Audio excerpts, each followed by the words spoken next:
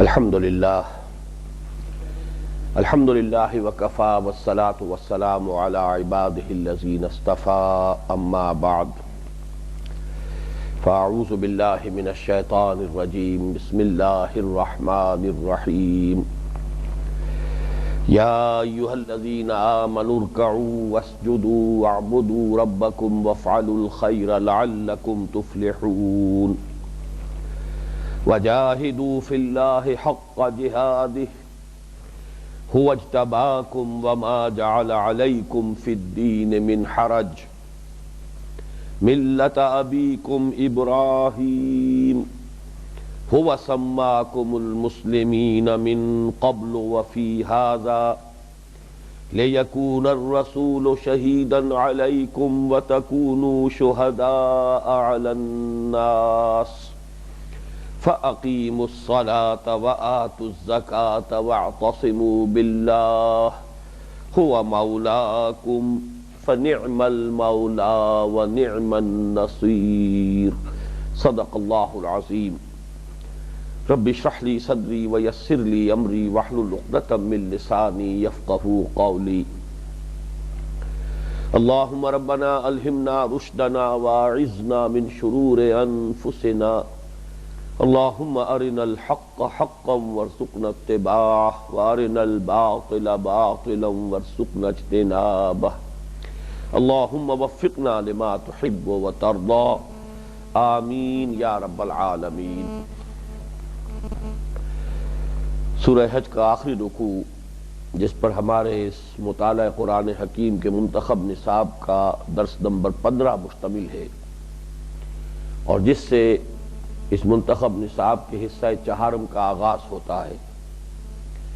یہ بات متعدد مرتبہ سامنے آ چکی ہے کہ یہ دو حصوں پر مشتمل ہے۔ پہلی 4 آیات میں قرآن حکیم کی دعوت عمومی یا دعوت ایمان کا خلاصہ ہے، اپنی اپنی جگہ پر اپنے اپنے مقام پر خاص شان کے ساتھ یہ مضامین آتے ہیں۔ ہر جگہ انداز مختلف ہوتا ہے، کوئی نہ کوئی نیا پہلو سامنے آتا ہے، لیکن یوں کہا جا سکتا ہے کہ ایمانیات ثلاثہ، توحید، معاد اور رسالت کے بارے میں اہم باتیں 4 آیات میں آ گئیں۔ ان کو ماننے کی دعوت یہ قرآن کی دعوت عمومی ہے جس کے مخاطب تمام انسان ہیں، اس لیے یہاں آغاز ہوا یا ایھا الناس کے الفاظ سے۔ آخری 2 آیات یہ قرآن کی دعوت عمل پر مشتمل ہے، اور ظاہر بات ہے کہ اس کے مخاطب ہیں اہل ایمان جو ایمان کا دعویٰ کریں، لہذا یہاں آغاز کلام ہوا یا ایھا الذین آمنوا سے۔ ان 2 آیات میں سے پہلی آیت کے بارے میں ہماری گفتگو بہت حد تک مکمل ہو چکی ہے گزشتہ نشست میں۔ اس کے بعض نکات جو ہیں جن کی ابھی وضاحت باقی ہے وہ ابھی میں عرض کروں گا، لیکن اس کے لیے صرف ایک بات کا حوالہ دے رہا ہوں، اور وہ یہ ہے کہ ایک ریشو پروپورشن کی بات ہوئی تھی، نسبت و تناسب کی بات ہوئی تھی کہ سورۃ العصر میں لوازم نجات جن 4 عنوانات کے ذیل میں درج کیے گئے، ان میں سے 2 کو جمع کیا گیا ایک آیت میں، اور دونوں کا مجموعہ جہاد، اس پر آخری آیت مشتمل ہے۔ ان دونوں کی آپس میں جو ریشو پروپورشن ہے اہمیت کے اعتبار سے، جو نسبت و تناسب ہے، اس کا ایک پیمانہ یہ ہے کہ پہلی آیت چھوٹی ہے، دوسری آیت بہت طویل ہے، کم سے کم 1 اور 3 کی نسبت ہے۔ وَجَاهِدُوا فِي اللَّهِ حَقَّ جِهَادِهِ سے اختتام سورت تک جو یہ آیت چلی آ رہی ہے، یہ طویل آیات میں سے ہے، جبکہ یا ایھا الذین آمنوا ارکعوا واسجدوا واعبدوا ربکم وافعلوا الخیر لعلکم تفلحون، اس آیت کے حوالے سے ایک بات یہ سامنے آ چکی ہے کہ ایک تو لعلکم تفلحون، اس کے لیے محض ایمان یا ایمان کا صرف زبانی اقرار کافی نہیں ہے، بلکہ ارکعوا واسجدوا واعبدوا ربکم وافعلوا الخیر، یہ 4 اوامر آئے ہیں، گویا کہ اس بات پر اس کی دلالت ہے کہ یہ عمل ہے، عملی تقاضے ہیں، نجات کا دار و مدار ان پر ہے، جس کے حوالے سے میں امام راضی رحمۃ اللہ علیہ کا آپ کو جملہ سنا چکا ہوں، وَدَلَّ ذَلِكَ أَنَّ النَّجَاةَ مُعَلَّقَةٌ بِمَجْمُوعِ هَذِهِ الْأَشْيَاءِ، اس پورے مجموعے پر منحصر ہے نجات اور فوز و فلاح۔ اب اس میں جو گفتگو ہو رہی تھی کہ 3 اگر ہم سیڑھیاں سمجھیں ممبر کی، بلکہ 4، تو 3 تک کی گفتگو پہلی آیت میں آ گئی، پہلی سیڑھی ارکان اسلام، نماز، روزہ، حج، زکوٰۃ۔ اس میں جو رکن رکین ہے، سب سے بڑا رکن ہے وہ نماز۔ ارکعوا واسجدوا کے حوالے سے اس کا ذکر آ گیا۔ پھر وعبدوا ربکم، اپنے رب کی بندگی کرو، یہ دوسری سیڑھی ہے۔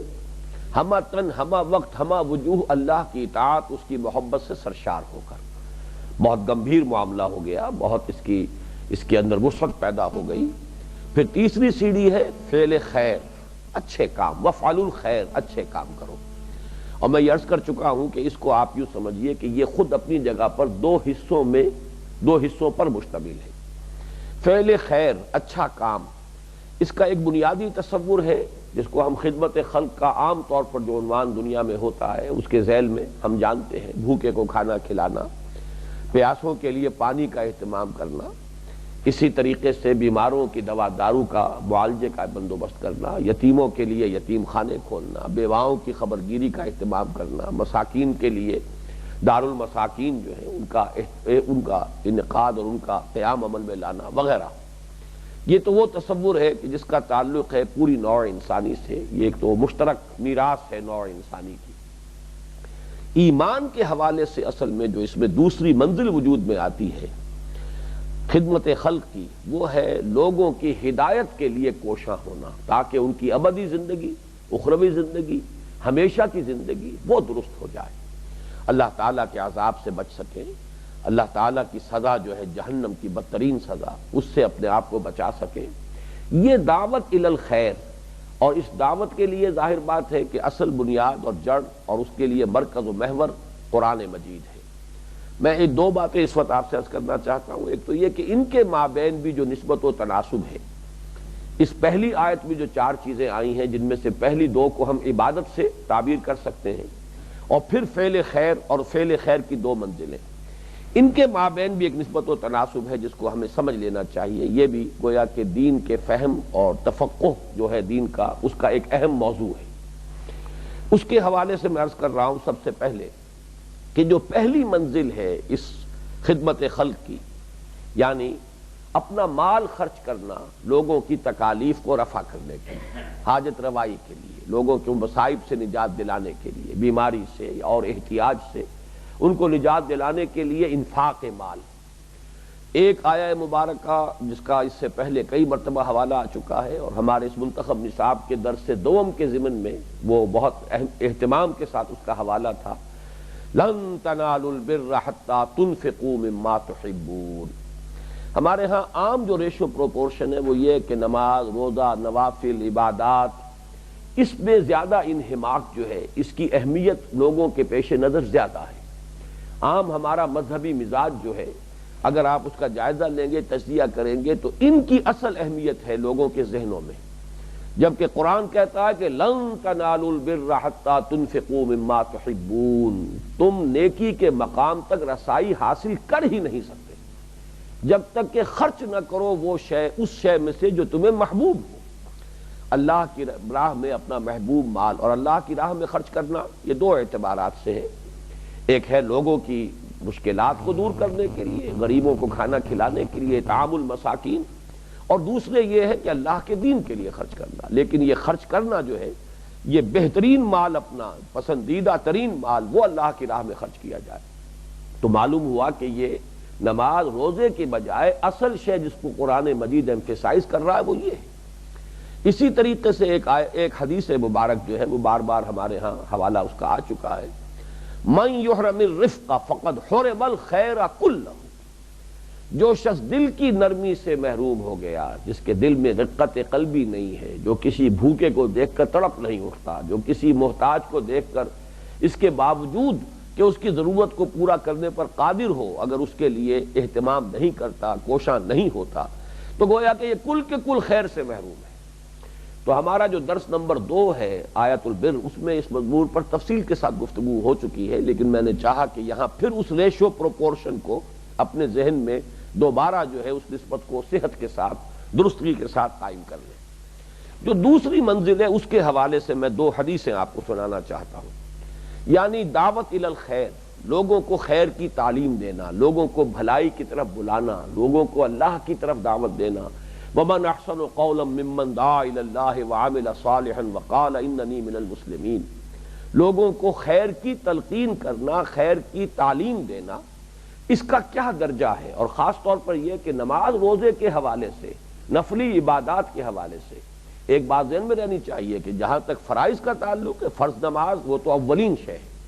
لیکن اس سے آگے کا جب مرحلہ آتا ہے تو نوافل کے ضمن میں جو عام طور پر لوگوں کا تصور ہے در حقیقت وہ ہے جو اس وقت زیر بحث ہے، فرائض کا معاملہ نہیں۔ نیکی کا جذبہ کسی میں پیدا ہوتا ہے، اب ظاہر بات ہے کہ وہ یا رخ اختیار کرے گا عبادات میں اور ان چیزوں میں مزید آگے بڑھے، یا یہ کہ دوسرا دائرہ جو ہے یہ سامنے آتا ہے۔ ان میں کیا نسبت و تناسب ہے، اس کے لیے دو حدیثیں میں آپ کو سنا رہا ہوں۔ یہ جامع ترمذی کی روایت ہے حضرت ابو امامہ باہلی رضی اللہ تعالی عنہ سے، حضور فرماتے ہیں فضل العالم علی العابد کفضلی علی ادناکم، لوگوں اچھی طرح نوٹ کر لو کہ ایک عالم کی فضیلت عابد پر، عبادت گزار، اور ایک ہے صاحب علم، اس کی فضیلت اتنی ہے جتنی کہ میری فضیلت ہے تم میں سے کسی ادنا انسان پر۔ حضور صلی اللہ علیہ وسلم کا مقام جو ہے اس کو ذہن میں رکھیے، آپ کا مرتبہ ذہن میں رکھیے۔ ادناکم میں اگر صحابہ کو بھی رکھ لیں تو گویا کہ صحابہ میں جو بھی کم ترین درجے کے صحابی ہیں ان کے اور حضور کے مابین جو نسبت ہے مرتبے اور مقام کے اعتبار سے، وہ نسبت و تناسب حضور بیان فرما رہے ہیں۔ فضل العالم علی العابد کفضلی علی ادناکم وَإِنَّ اللَّهَ وَمَلَائِكَتَهُ وَأَهْلُ السَّمَاوَاتِ وَالْأَرْضِ حَتَّى النَّمْلَةُ فِي جُحْرِهَا وَحَتَّى الْحُوتُ لَيُصَلُّونَ عَلَى مُعَلِّمِ النَّاسِ الْخَيْرِ، حضور نے فرمایا یقیناً اللہ تعالی خود اور فرشتے اور تمام آسمان اور زمین کی مخلوق، یہاں تک کہ بلوں کے اندر جو چیونٹیاں ہیں اور یہاں تک کہ پانی میں جو مچھلیاں ہیں، وہ درود بھیجتی ہیں، رحمت بھیجتی ہیں اس شخص پر جو لوگوں کو خیر کی تعلیم دے رہا ہو۔ لَيُصَلُّونَ عَلَى مُعَلِّمِ النَّاسَ الْخَيْرَ، لوگوں کو خیر کی تعلیم دینا، لوگوں کو بھلائی کی تلقین کرنا، یہ وہ عمل ہے کہ جس کے بارے میں فرمایا گیا کہ اللہ تعالیٰ خود، اللہ کے فرشتے، آسمان اور زمین کی تمام مخلوقات، یہاں تک کہ چیونٹیاں اپنے بلوں میں اور پانی کے اندر جو مچھلیاں ہیں وہ بھی اس کے حق میں دعا کرتی ہیں۔ اس کے علاوہ امام دارمی نے یہ حضرت حسن بصری رحمۃ اللہ علیہ سے روایت کی ہے مرسلاً، سئل رسول اللہ صلی اللہ علیہ وسلم عن رجلین کانا فی بنی اسرائیل، نبی اکرم صلی اللہ علیہ وسلم سے دریافت کیا گیا دو اشخاص کے بارے میں جو بنی اسرائیل میں سے تھے۔ احدہما کان عالما یصلی المکتوبۃ ثم یجلس فیعلم الناس الخیر، ان میں سے ایک تو عالم تھا اور اس کا طرز عمل یہ تھا کہ وہ صرف فرض نماز پڑھتا تھا اور اس کے بعد بیٹھ جاتا تھا لوگوں کو خیر کی تعلیم دینے کے لیے۔ والآخر یصوم النہار ویقوم اللیل، اور دوسرا وہ تھا جو ہمیشہ روزہ رکھتا تھا، کبھی ناغہ نہیں کرتا تھا اور پوری رات کھڑے ہو کر عبادت کرتا تھا۔ سوال کیا گیا ایہما افضل، حضور سے دریافت کیا گیا ان دونوں میں سے افضل کون ہے؟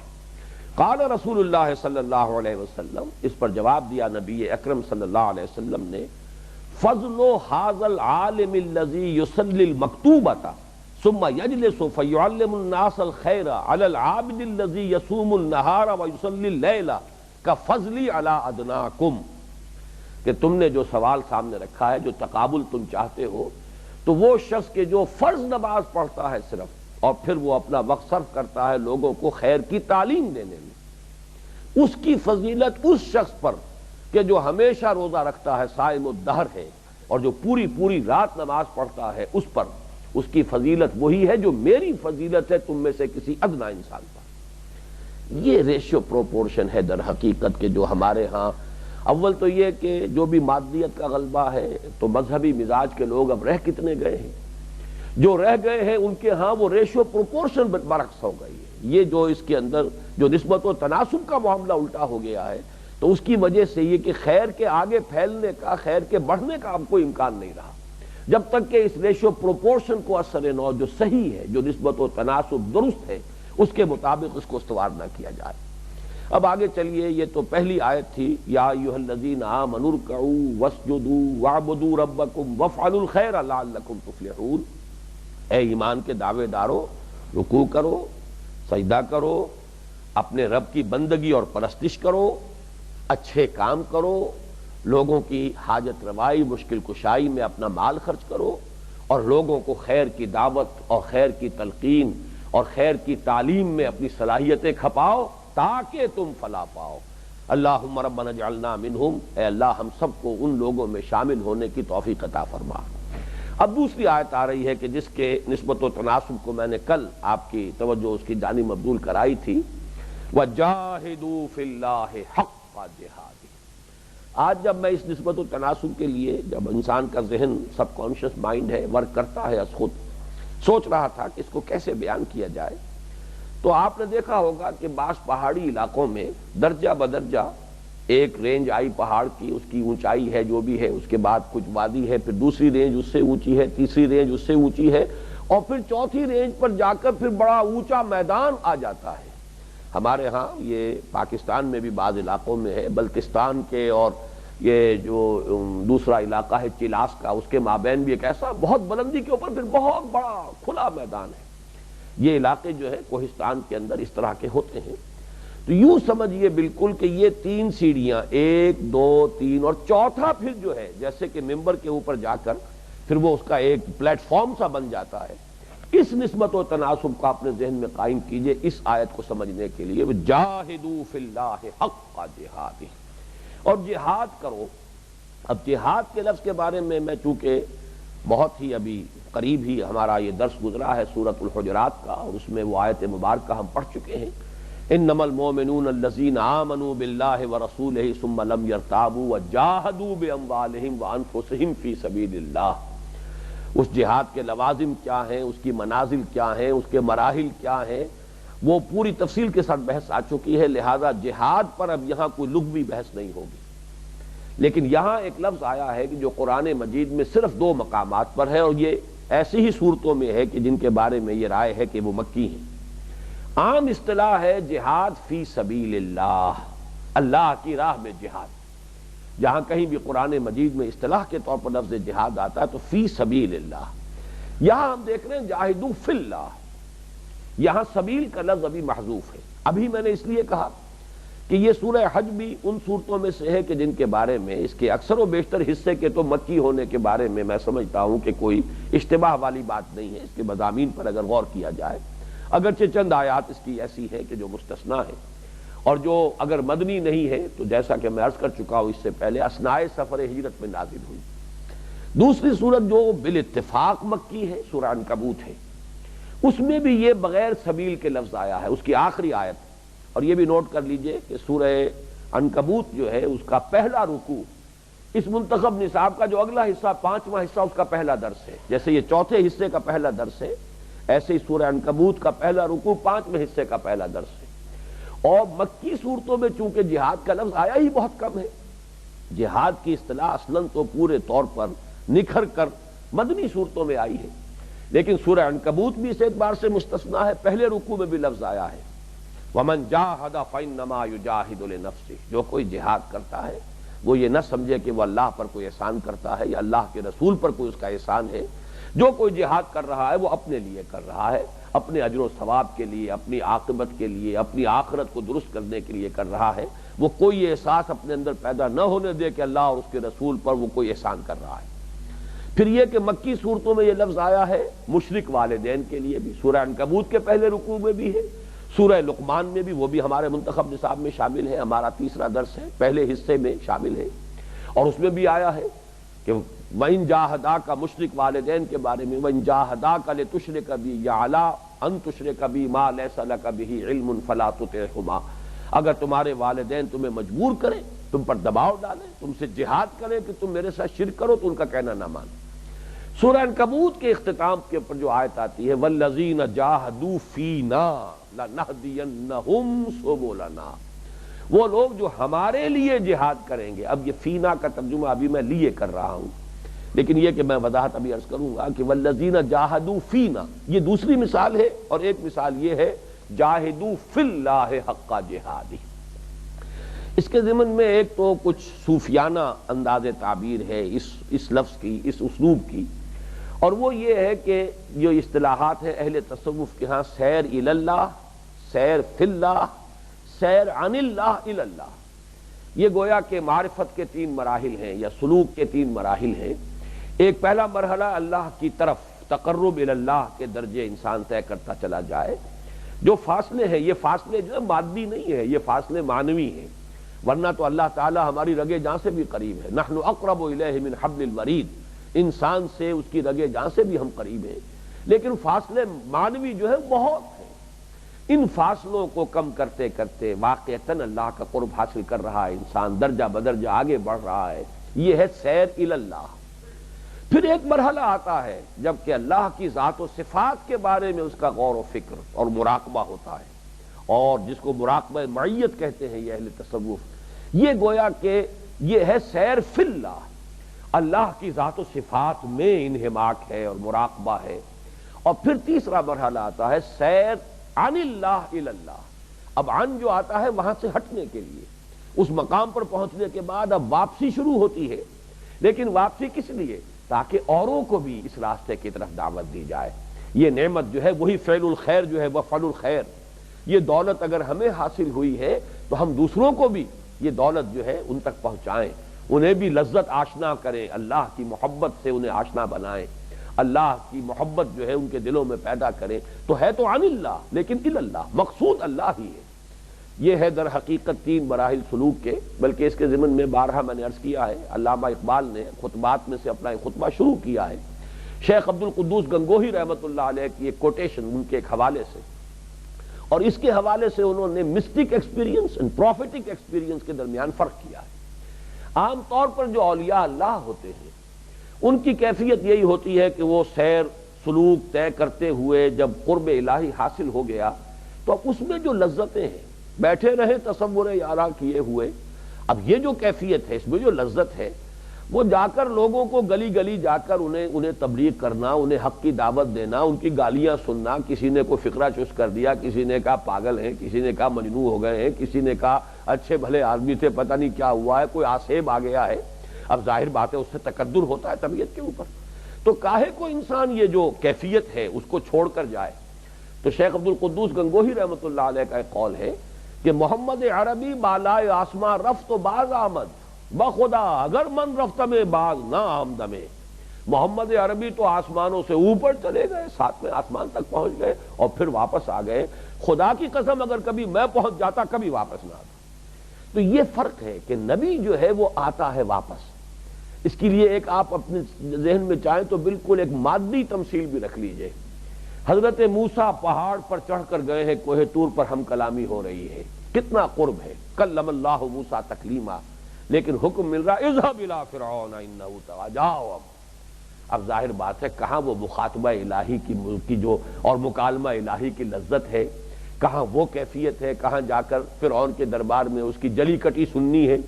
اے موسیٰ تم وہی نہیں ہو جسے ہم نے اپنے ٹکڑوں پر پالا تھا، الم نربک فینا ولیدا، آج آئے ہو ہمیں دعوت دینے کے لیے، کیا تم وہی نہیں ہو جس کی قوم ہماری غلام قوم ہے؟ وَقَوْمُهُمَا لَنَا عَابِدُونَ، ان کی قوم جو ہے موسیٰ اور ہارون کی، یہ تو ہماری محکوم قوم ہے، محکوم قوم کے فرد ہو کر اور ہم سے آ کر بات کر رہے ہیں۔ تو یہ سارا کچھ سننا پڑتا ہے، لیکن یہ ہے اصل مرتبہ جو ہے سیر عن اللہ الی اللہ۔ یہ یا تو پھر انبیاء کا جو نبی کا امتی ہوگا صحیح معنی میں، وہ اسے اپنا فرض منصبی سمجھے گا، اسے میں بعد میں بھی عرض کروں گا مزید تفصیل کے ساتھ۔ عام طور پر جو مسٹک ایکسپیرینس ہے وہ یہ ہے کہ بیٹھے رہیں اور وہ بیٹھے رہیں تصور جانا کیے ہوئے، دل چاہتا ہے پھر وہی فرصت کے رات دن۔ ظاہر بات ہے کہ لوگوں میں مشغولیت جو ہے اس کے اندر تو اس کیفیت کی شدت برقرار نہیں رہتی۔ تو ایک تو فی اللہ کا مفہوم یہ لیا گیا ہے، لیکن میرے نزدیک چاہے اپنی جگہ پر یہ مضمون درست ہے، عمدہ ہے، علم پر مبنی ہے، معرفت پر مبنی ہے، اس میں گہرائی ہے، لیکن ان دونوں مقامات پر یہ مفہوم جو ہے مناسبت نہیں رکھتا۔ اس لیے کہ سورہ عنکبوت بھی وہ جہاد اور دعوت اور اللہ کی راہ میں مشکلات اور مصائب اور اس پر صبر کی تلقین، وہ پہلا رکوع جو ہے وہ تو میرے نزدیک پورے قرآن حکیم میں اس موضوع پر جامع ترین مقام، یہی وجہ ہے کہ تواصی بالصبر کا جب ہمارا حصہ شروع ہوگا، اس منتخب نصاب کا حصہ ہے پنجم، تو اس کا پہلا درس وہی ہے۔ اور اسی طریقے سے یہاں جو آگے مفہوم بیان کیا جا رہا ہے جہاد کا مقصد کیا ہے، جہاد کی غایت کیا ہے، اس نے معین کر دیا ہے کہ مراد تو یہاں بھی ہے فی سبیل اللہ، جاہدوا فی اللہ ہے، گویا کہ یہاں سبیل کا لفظ ابھی محذوف ہے، ابھی اس کو ظاہر نہیں کیا گیا ہے۔ اس اصطلاح نے بھرپور صورت اختیار کی مدنی صورتوں میں جا کر، لیکن یہ گویا کہ یہ اصطلاح ابھی ارتقائی مراحل طے کر رہی ہے۔ اس اعتبار سے یہ بھی اصل میں جہاد فی سبیل اللہ ہے، اور اس کے بارے میں ہم تفصیل سے دیکھ چکے ہیں اپنے اس سبق میں، سورہ حجرات کے آخری حصے کے جو دروس ہوئے ہیں، کہ یہ جو جہاد کے 3 ہم نے منزلیں معین کی تھی، ان میں سے پہلی منزل میں تو فی سبیل کا لفظ نہیں آئے گا۔ نفس سے جہاد کرنا ہے، اس بگڑے ہوئے معاشرے کے جو پریشرز ہیں انہیں ریزسٹ کرنا ہے، یا یہ کہ شیطان لعین سے مقابلہ کرنا ہے، یہ تو ایک ایسی مخفی کیفیت ہے کہ یہ لفظ اگرچہ حدیث میں تو آیا ہے المجاہد من جاہد نفسہ، اصل مجاہد تو وہ ہے جو اپنے نفس سے جہاد کرے۔ اور جو آپ سے پوچھا گیا کہ ای الجہاد افضل یا رسول اللہ، تو آپ نے فرمایا ان تجاہد نفسک فی طاعت اللہ، اے اللہ کے رسول یہ بتائیے سب سے افضل جہاد کون سا ہے؟ تو فرمایا کہ یہ کہ تو اپنے نفس سے جہاد کرے، اسے اللہ کا مطیع بنائے۔ گویا کہ اس جہاد کا تذکرہ تو پہلی آیت میں ہو چکا، یا ایھا الذین آمنوا ارکعوا واسجدوا واعبدوا ربکم وافعلوا الخیر، یہ وہی تو جہاد ہے۔ جہاد نفس کے ساتھ جہاد کی اگر ہم منزل طے کریں گے تو اللہ کے رکوع و سجود اور اس کے احکام پر کی فرما برداری اور اس کی شریعت پر عمل کرنا، اور پھر یہ کہ اس کے تمام فرائض جو ہیں ان کو ادا کرنے کے لیے وقت اپنا نکالنا، اپنا مال خرچ کرنا، اپنی صلاحیتیں کھپانا، اس کے بغیر ممکن نہیں۔ تو یہ جو جہاد ہے پہلا، وہ تو گویا کہ پہلی آیت میں آ چکا۔ اب 2 جہاد اور تھے، ایک جہاد ہے دعوت و تبلیغ کا جہاد، دعوت، تبلیغ، امر بالمعروف نہی عن المنکر، اور اس کے ضمن میں یاد ہوگا کہ میں نے عرض کیا تھا کہ جامع ترین اصطلاح ہے شہادت، وہ اصطلاح ہے کہ جو اس آیت کے حوالے سے آج ہمیں اچھی طرح سمجھنی ہے، اس لیے کہ اس جہاد کی اصل غرض و غایت کیا ہے، یہ درمیان میں در حقیقت ایک آ رہا ہے کہ جس کو ہم کہیں گے انگریزی میں جب آپ انالیسس کرتے ہیں کسی کمپلیکس سینٹنس کا، بہت لمبا سا جملہ ہے، تو اس میں پرنسپل کلوز آتا ہے اور پھر کوئی سبارڈینیٹ کلوزز ہوتے ہیں۔ اس آیت مبارکہ کا جو پرنسپل کلوز ہے وہ کیا ہے؟ هو اجتباکم لیکون الرسول شہیدا علیکم وتکونوا شہداء علی الناس، درمیان میں جو آیا ہے وما جعل علیکم فی الدین من حرج ملۃ ابیکم ابراہیم هو سماکم المسلمین من قبل وفی ھذا، یہ در حقیقت سبارڈینیٹ کلوز ہے جس پر میں ابھی عرض کروں گا۔ اور شہادت علی الناس در حقیقت یہ قرآن مجید کی ایک نہایت جامع اور بڑی گمبھیر اصطلاح ہے جو اس مقام پر ہمارے اس منتخب نصاب میں آ رہی ہے، لہذا اس کو آج اچھے طریقے سے پہچاننا ہے۔ بہرحال اس سے پہلے آگے آئیے، فرمایا وجاہدوا فی اللہ حق جہادہ ھو اجتباکم، حق جہادہ پر اس سے پہلے گفتگو ہو چکی ہے، ما قدر اللہ حق قدری جاہدوا فی اللہ حق جہادہ۔ اس آخری رکوع جو ہے سورہ حج کا، اس کا حصہ اول حصہ دوم، اس کے مابین جو نسبت ہے مضامین کی مناسبت ہے، وہ اس سے پہلے کئی مواقع پر میں اس کی طرف توجہ آپ کی مبذول کرا چکا ہوں۔ تو 2 ہی کام تھے جیسا کہ میں نے گزشتہ نشست میں عرض کیا تھا، اللہ کی معرفت جیسے کہ اس کی معرفت کا حق ہے، اللہ کے لیے جہاد جیسے کہ اس کے لیے جہاد کا حق ہے۔ ایک انسان کے اندر جو علم اور اس کی جو فکری اور نظری اور علمی فیکلٹیز ہیں، صلاحیتیں ہیں، ان کی معراج ہے، اور دوسری انسان کے اندر جو عملی قوا اللہ نے رکھے ہیں، جو بھاگ دوڑ کی صلاحیت رکھی ہے، جو عمل کی قوتیں رکھی ہیں، یہ ان کی معراج ہے۔ ایک ہے اللہ کی معرفت حاصل کرنا جتنا کہ اس کی معرفت کا حق ہے، کوشاں رہو اس کے لیے، کوشش کرتے رہو، اور ایک اللہ کے لیے جہاد کرنا جتنا کہ اس کے لیے جہاد کا حق ہے، جاہدوا فی اللہ حق جہاد۔ اب ایک اہم لفظ آ رہا ہے اس کے بعد، ھو اجتباکم، اس نے تمہیں چن لیا ہے۔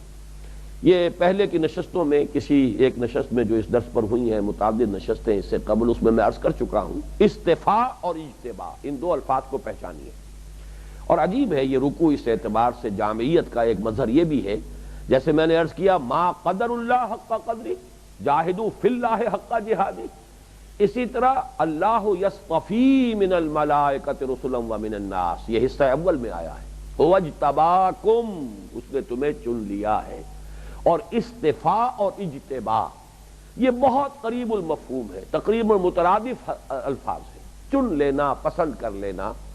اگرچہ ایک زبان کے دو الفاظ بالکل ہم معنی نہیں ہوا کرتے، کوئی نہ کوئی باریک فرق ہوگا، وہ باریک فرق کیا ہے اس کو پہچان لیجئے۔ استفاء،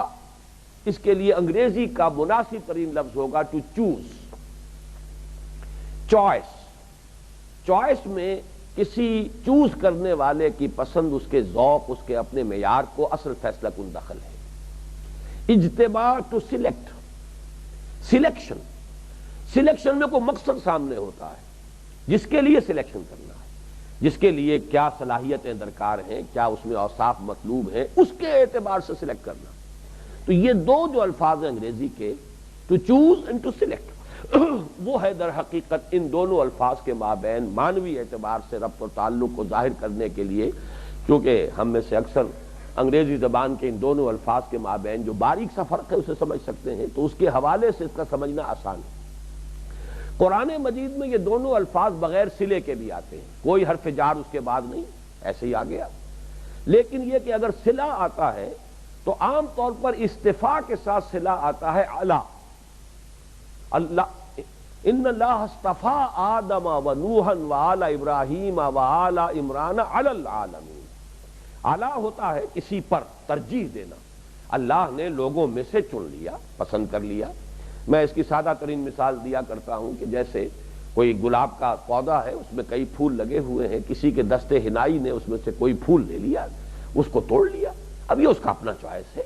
اس میں کوئی خاص جو ہے کوئی دلیل کی بات بھی نہیں ہوتی، اپنا ایک چوائس ہے، اور اس چوائس میں یقیناً کہیں نہ کہیں ذوق، کہیں نہ کوئی انسان کی جو بھی اس وقت اس کے معیارات ہوں گے، تحت شعور میں ہوں گے، لیکن یہ چوائس ہے۔ 9 کو چھوڑ دیا ہے، 9 پر ترجیح دے کر 10ویں کو چوز کر لیا، اس لیے اعلیٰ کا لفظ آتا ہے۔ ان اللہ اصطفیٰ آدم و نوحا و آل ابراہیم و آل عمران علی العالمین، دوسروں کو چھوڑ کر کسی کو پسند کر لینا۔ اسی معنی میں لفظ آیا اصطفى البنات علی البنین، یہ جو مشرکین عرب کا عقیدہ تھا کہ اللہ نے بیٹیاں بنایا ہے اپنے فرشتوں کو، یہ اللہ کی بیٹیاں ہیں، تو اصطفى البنات علی البنین، کیا اللہ نے بیٹوں پر بیٹیوں کو ترجیح دی ہے، چوز کر لیا بیٹیوں کو اپنے لیے؟ کیا کہہ رہے ہو؟ ما لکم کیف تحکمون، کیسی باتیں کر رہے ہو، کیسی بے عقلی کی باتیں کر رہے ہو۔ وہاں بھی لفظ اعلیٰ آ رہا ہے۔ اجتباء جہاں بھی آئے گا یہاں تو الا آئے گا یا لام آئے گا صرف، جیسے یہاں آ رہا ہے لِیَکُونَ الرَّسُولُ شَهِیدًا عَلَیکُم۔ یہ اجتباء کس لیے، سلیکشن کس لیے ہے؟ ہاکی کا میچ ہونا ہے، اولمپک کے لیے ٹیم سلیکٹ کی جا رہی ہے، اس میں دیکھنا ہے، صلاحیت دیکھنی ہے، سٹیمنا دیکھنا ہے، کسی کی مہارت دیکھنی ہے، چونکہ پیش نظر ہے، ایک مقصد ہے، اس مقصد کے لیے چوز کیا جا رہا ہے، اس کے لیے سلیکشن کیا جا رہا ہے، چناؤ ہو رہا ہے اس کے لیے۔ تو اس اعتبار سے یہ دونوں الفاظ جو ہیں استفاء، لیکن استفاء علی کے ساتھ آئے گا اگر صلہ ہو، اجتباء آئے گا تو الہ کے لیے، اللہ یجتبی الیہ من یشاء ویہدی الیہ من ینیب، اللہ کھینچ لیتا ہے اپنی طرف جس کو چاہتا ہے، سلیکٹ کر لیتا ہے، چن لیتا ہے اپنے لیے جس کو چاہتا ہے، یا پھر لام آتا ہے صرف حرف جار، جیسا کہ اس آیہ مبارکہ میں۔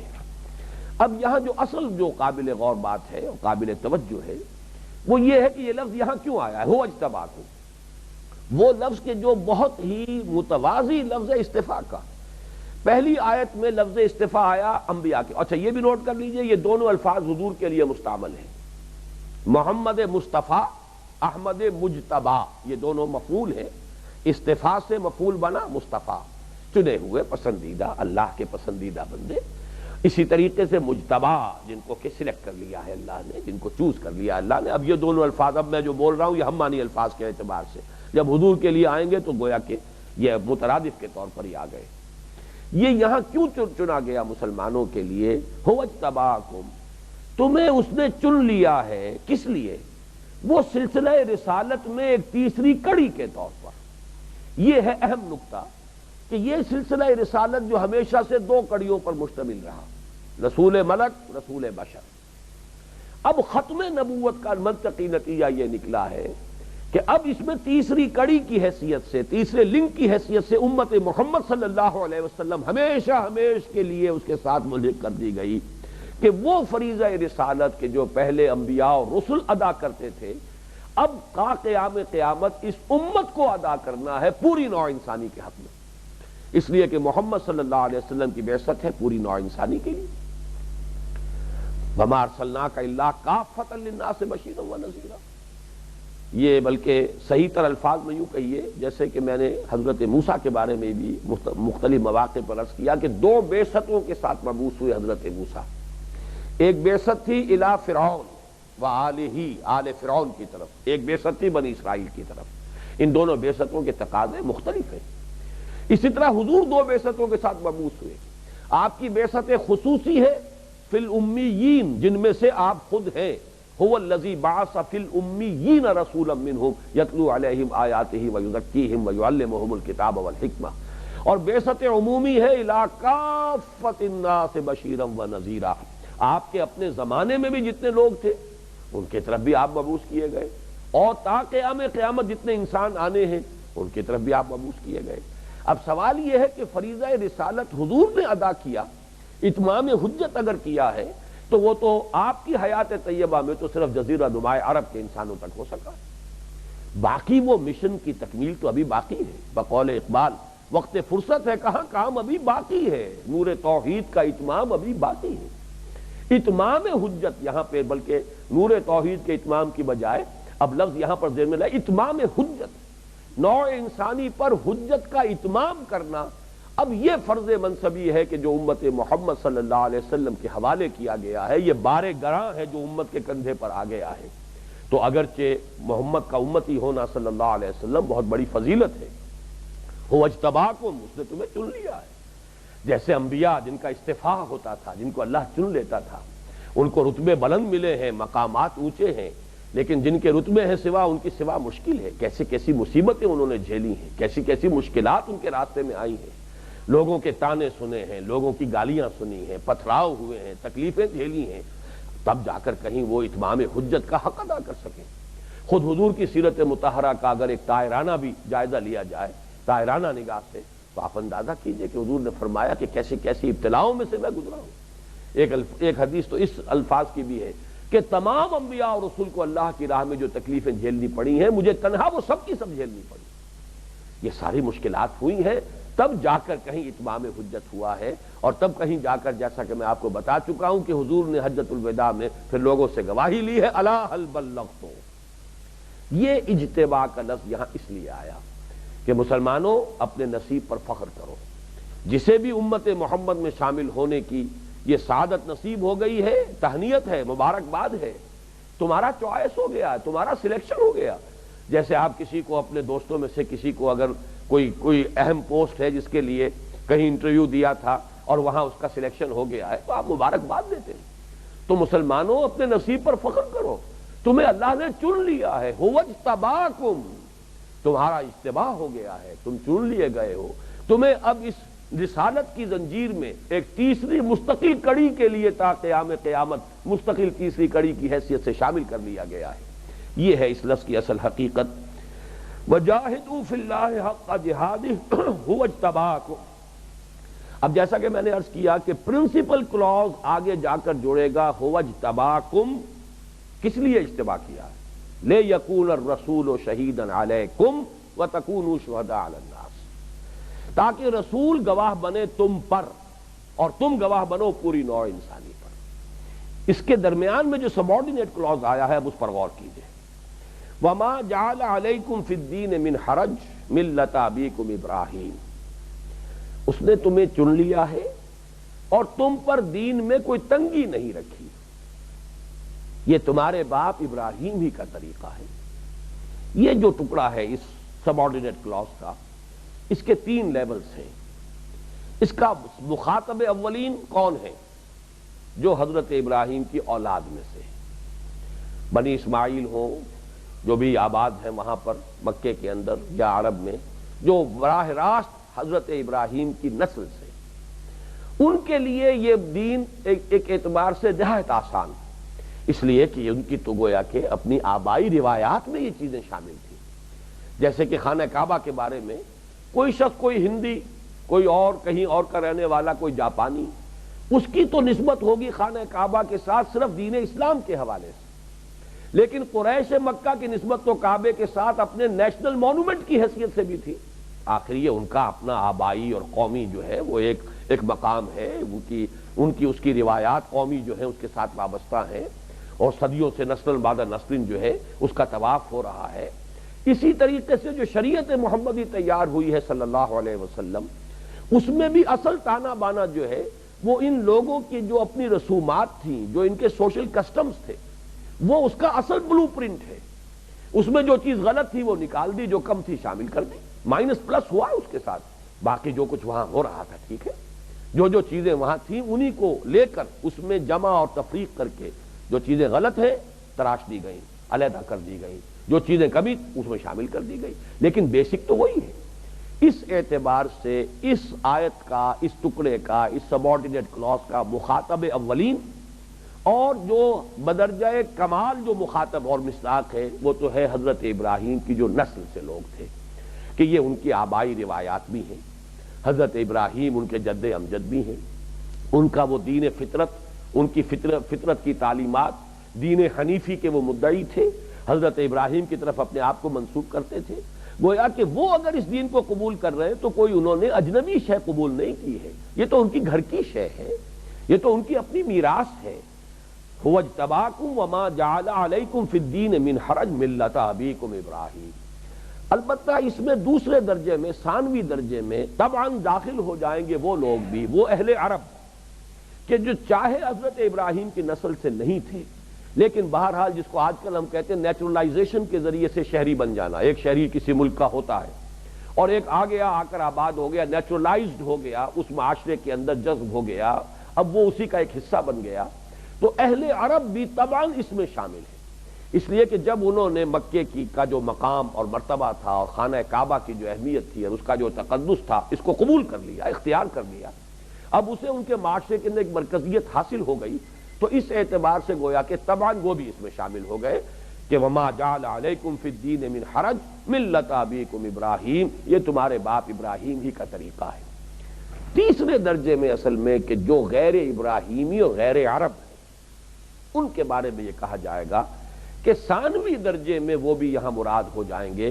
اس لیے کہ جس نے بھی حضور صلی اللہ علیہ وسلم کی دعوت کو قبول کر کے اسلام کو اپنے دین کی حیثیت سے تسلیم کر لیا، رضیت باللہ ربا وبمحمد رسولا وبالاسلام دینا،